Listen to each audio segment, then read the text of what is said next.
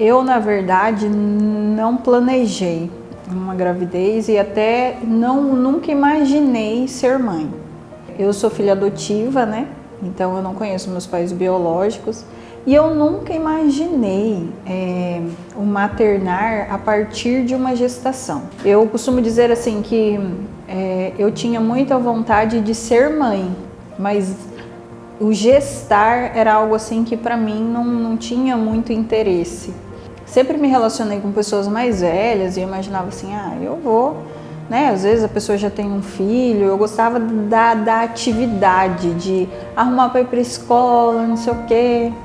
E como eu nasci com glaucoma congênito, eu desenvolvi outras patologias como catarata, descolamento de retina, e aí ao longo desse processo eu vim perdendo a visão. Então, com 15 anos eu perdi a visão total do olho esquerdo e um ano depois descolou a retina do olho direito, que eu perdi também.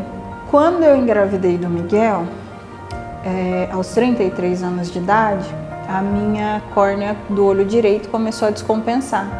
Então, eu gestante, e foi uma gestação de risco, porque 3 meses antes de eu engravidar, eu descobri que eu tinha mioma e estava aguardando um exame para identificar o tipo do mioma para ver o tratamento. E nesse intervalo eu engravidei e durante essa gestação ela foi todo um processo gestacional de risco. Os médicos diziam que minha gestação não passaria da 24ª semana. Quando eu descobri que eu estava grávida, eu estava de 7 semanas. Mas a minha barriga já parecia que eu estava de 4 meses, porque o mioma já estava grande. E aí eram vários miomas e o meu obstetra falava, vamos viver uma semana de cada vez, uma semana de cada vez. E aí quando o Miguel nasceu, aí depois que ele nasceu foi só gradativamente diminuindo. Aí quando ele fez 2 anos de idade, no mês que ele fez 2 anos de idade, foi o mês que eu procurei, né, o centro de reabilitação aqui para começar meu processo de reabilitação visual, porque eu já não estava enxergando o suficiente assim para me locomover, estava bem reduzido mesmo. E aí 6 meses depois, eu tive que fazer a esterectomia, retirada do útero. E quando eu fui fazer essa retirada, a médica chamou minha mãe. A minha mãe foi morrendo de medo, né? Do meio da cirurgia, a médica manda chamar minha mãe. Minha mãe disse que foi flutuando pelo corredor. E ela mostrou o útero cheio de miomas e falou assim, ela não tem filho, né? Com um útero desse. Aí minha mãe falou, tá fazendo 6 meses hoje. Falou assim, era humanamente impossível, com um útero rígido desse, pesava 2,5 kg meu útero. Ela gestar uma criança. O Miguel nasceu com 38 semanas de cesárea. Isso porque eu já não estava aguentando o peso da barriga. Falei, não, vamos tirar esse menino. E aí Miguel nasceu.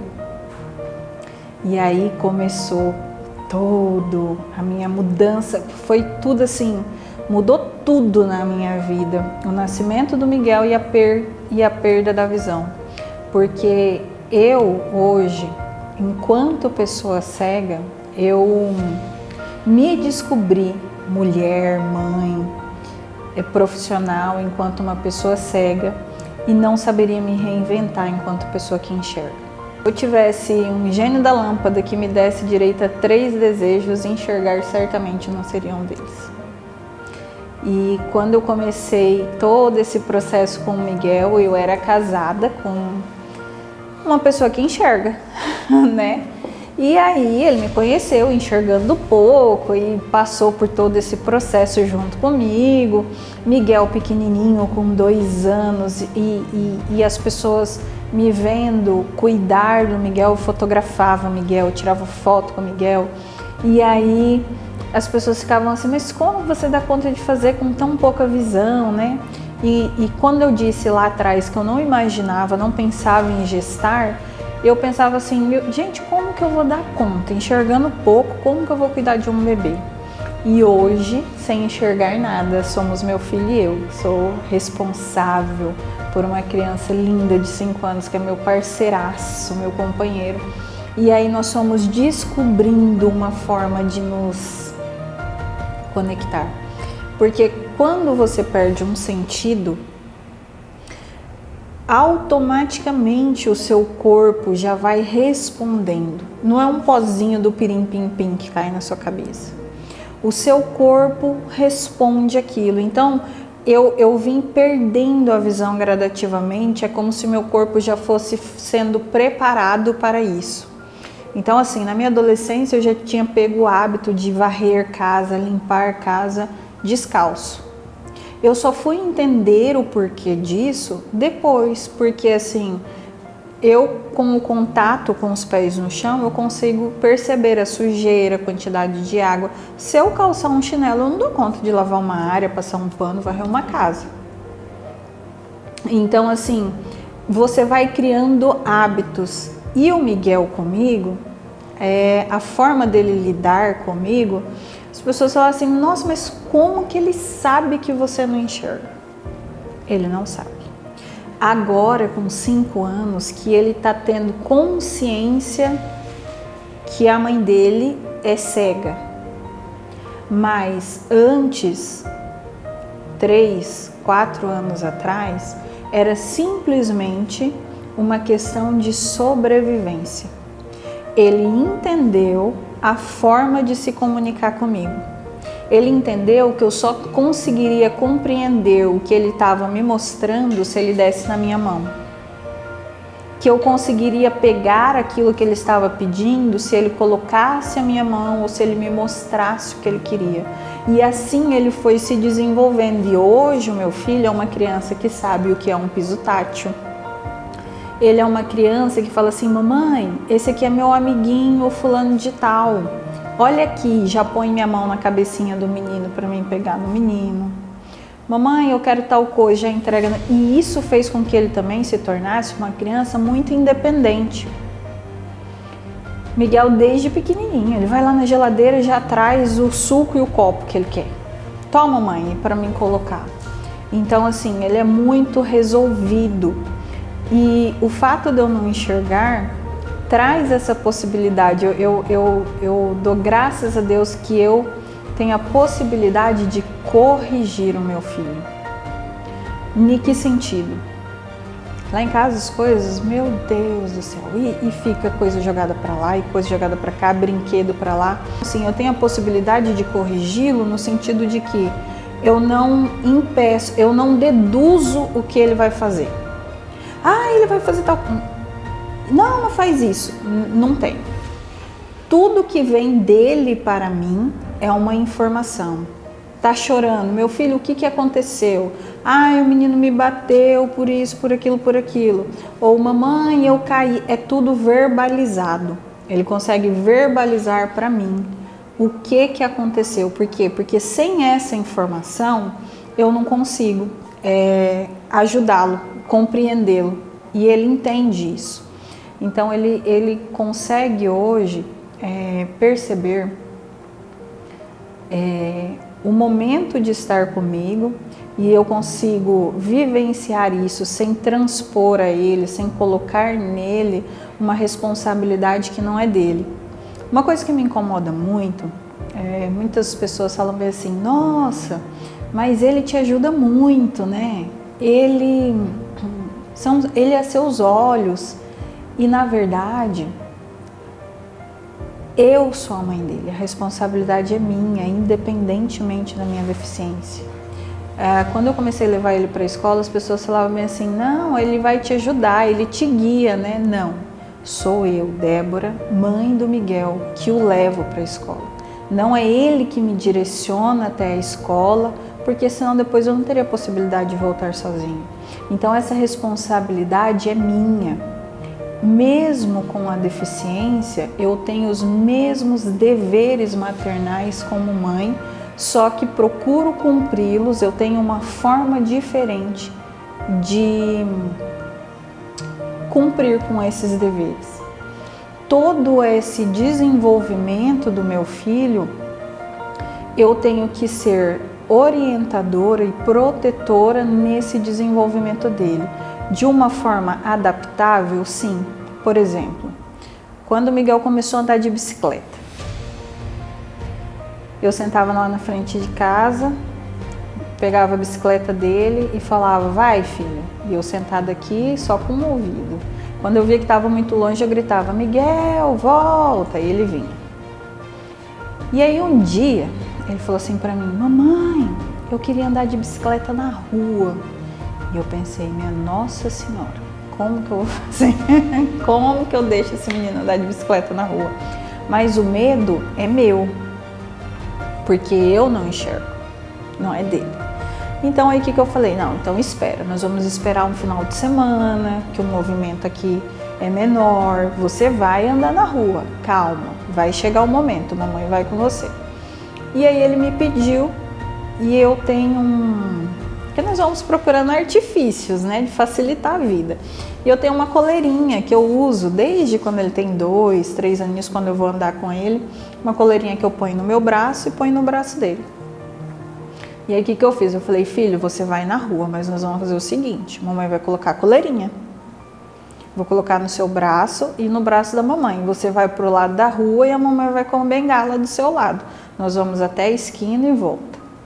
E aí nós fomos, ele pedalando na rua, perto do meio-fio, e fomos e voltamos. E esses dias minha mãe perguntou assim para mim, tem um amiguinho que mora do outro lado da rua, bem em frente de casa, e eu estava esperando minha mãe chegar para nos buscar.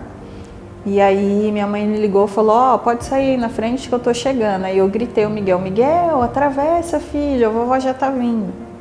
Aí contei pra minha mãe e minha mãe falou assim, Débora, você não tem medo do Miguel atravessar a rua? Eu falei, eu tenho, mas o medo é meu. Ele precisa aprender a se defender, porque eu não vou poder, pelo meu medo, pela ausência da minha visão, privar o meu filho de vivenciar as experiências que ele precisa viver. Já é uma vida muito privada. Graças a Deus que eu sou uma pessoa com uma rede de apoio muito grande. Tem minha mãe, minha avó, meus irmãos. Então, assim, que trouxeram para o Miguel coisas que eu não poderia trazer, né? O pai dele também, no início, coisas que eu não poderia. Por exemplo, eu não fico tranquila. Hoje eu não sei mais, mas antigamente eu não conseguiria ir, e até hoje nunca experienciei, ir numa praça sozinha com o Miguel. Porque eu fico com receio de... Você não sabe, se alguém pega, o que você faz? Se você parar para pensar que eu sou uma mãe, que eu sento na porta da minha casa, e se Deus o livre e guarde, passa uma pessoa e leva o meu filho, eu não tenho possibilidade de descrever o meu filho. Nem tampouco descrever o carro, a cor do carro, eu não tenho essa possibilidade. Né? Então, eu vou reduzindo o que é seguro para mim, mas sem colocar nele um peso, uma responsabilidade que ele cuida de mim, de que lá em casa é eu que faço, ele tem consciência disso, que é eu que faço o almoço, é eu que faço mamar, é eu que lavo a roupa dele, é eu que pego a roupinha dele, que visto ele para ir para a escola, sou eu que arrumo a mochila, sou eu que falo, vamos filho, abre o portão, fecha o portão, sou eu. Para depois, quando ele se tornar maior, tudo que ele devolver a mim é por um amor, por gratidão e não por uma obrigação. Porque minha mãe precisa de mim, porque minha mãe é cega, eu não vou poder sair. Se você pensar que eu sou uma mãe, que eu não vou ter possibilidade de olhar para a cara do meu amiguinho dele e falar, não fui com a cara desse aí não, hein? Não vou ter esse julgamento. Por isso que eu preciso vincular de forma amável uma troca de confiança, de informação, para que o meu filho traga para mim, de forma segura, toda a informação necessária para que eu, como mãe, possa mantê-lo seguro. dentro das minhas possibilidades. Porque sem essa informação eu não tenho informações externas, visuais, então eu preciso que ele me informe. Miguel, o que está na sua mão? Ah, mamãe, estou com a tesoura. Cuidado com essa tesoura. Mamãe, me empresta a tesoura? Pega a tesoura para eu cortar não sei o que, tudo bem. Eu pego a tesoura, ponho na mão dele, cuidado com a tesoura. Eu não posso dizer, não, pelo amor de Deus, eu não vou te dar a tesoura. Então, é tudo muito assim, adaptável. A gente fala assim, é normal, ser mãe cega é normal. Não é. Medicamento, passei por esse processo de medicamento, de dosar. Hoje eu medico o meu filho, mas tudo tem uma adaptação, uma forma diferente, um tempo diferente, uma compreensão diferente. Agora que eu falo, calma meu filho, não precisa tudo tão rápido, para que esse desespero? Calma, tenha paciência. Então assim, conforme ele vai crescendo, eu vou dando a ele a autonomia necessária que vai trazer auxílio para mim. Porque quanto mais autônomo ele for, mais ele me ajuda. Porque aí eu consigo, filho, cadê sua sandália? Pega lá sua sandália, calça a sandália. Às vezes ele fica com preguiça. Não, mamãe, põe você. Tá bom, filho. Então assim, você vai fazendo de uma forma carinhosa, tudo aquilo. Televisão, a minha televisão fala. Aí tem hora que ele pega e fala bem assim, mamãe, travou aqui, mamãe. Eu falei, e agora, filho? Não, mamãe, já arrumei. Então tá bom, graças a Deus, muito obrigada. Fico prestando atenção no que tá assistindo, no que tá ouvindo. Não gostei desse desenho, Miguel. Vamos tirar? Chega domingo de manhã, filho, hoje é dia à missa. Pego minha bengalinha, vamos embora. Vamos lá, chegamos, participamos da missa. E às vezes minha mãe volta, traz a gente de volta. Às vezes minha mãe passa e pega. Então assim, tem toda uma dinâmica, às vezes exaustiva, né? Mas nada muito diferente de mães que são mães sem deficiência. Para mim se torna um pouco mais cansativo porque é num outro tempo, é uma coisa muito minuciosa. Em fevereiro do ano passado eu fui diagnosticada com câncer de mama. Nossa, como eu fiquei preocupada, porque eu não sabia como que ia se dar todo esse tratamento. Eu pensava assim, falava, meu Deus, e agora? Como que vai ser? E eu confesso que foi um processo muito menos doloroso do que eu esperava. O fato de eu não enxergar me ajudou muito nesse processo do câncer. Porque era um momento onde eu tive a possibilidade, a graça de lidar só com a minha dor. Eu acredito, né, não sei, mas eu acredito que você sentar numa ala oncológica de um hospital e se deparar com a dor do outro, a debilidade do outro, a fragilidade do outro, isso te assusta. E cada um lida com a sua dor de forma diferente. Então, eu falo que se eu enxergasse, eu dava trabalho até para fazer uma tomografia, porque eu ia dar um show da Xuxa para entrar dentro daquela máquina. Eu entro, o povo fala é pequenininha, não sei o que, eu para mim, olho, fecho meu olho e vou. Quando eu vejo já sair. Minha mãe, às vezes, me acompanhando no tratamento, e aí ela escrevia. Eu não tive a possibilidade de me ver careca. Eu acho que foi muito mais dolorido para quem estava à minha volta do que para mim. Porque eu não tive, eu passava a mão na cabeça, tudo lisinho. O Miguel foi muito meu parceiro. Eu fiquei muito preocupada porque eu tinha o cabelo comprido. E eu falava assim, gente, esse menino vai me ver careca, ele vai assustar, né? O que eu vou falar para esse menino? E eu ficava com medo dele me rejeitar por conta da falta de cabelo. E aí eu fui cortando o meu cabelo aos poucos. Até que chegou um dia, deixei do tamanho que ele está hoje. E aí eu comecei a quimioterapia e a médica falou assim, olha, Débora, 15 dias depois que você fizer a segunda quimioterapia, o cabelo vai começar a cair. E eu já comecei a cortar porque eu tinha mais medo de passar a mão no cabelo e cair uma mecha, eu achava muito mais assustador do que rapar logo. Acho que seria muito mais dolorido sentir esse processo de você passar a mão e ficar com uma mecha no cabelo, na mão.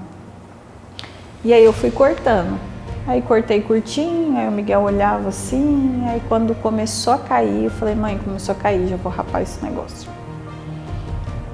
Aí eu chamei ele e falei, filho, vamos rapar o cabelo da mamãe?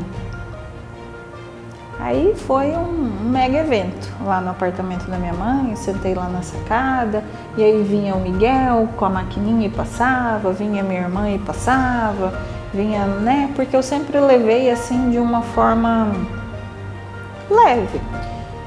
Em março comecei o tratamento, aí fiquei um período na casa da minha mãe, o processo quimioterápico, né, para que que ninguém sabia como seria, e graças a Deus eu nem fiquei tão debilitada, né, não passei muito mal. E aí depois eu tive que interromper o processo de quimioterapia porque o tumor não estava diminuindo, então interrompemos para fazer a mastectomia. Aí foi em agosto, eu fiz a retirada da mama direita. E hoje já passei por todo o processo de radioterapia e faço uso da quimioterapia medicamentosa.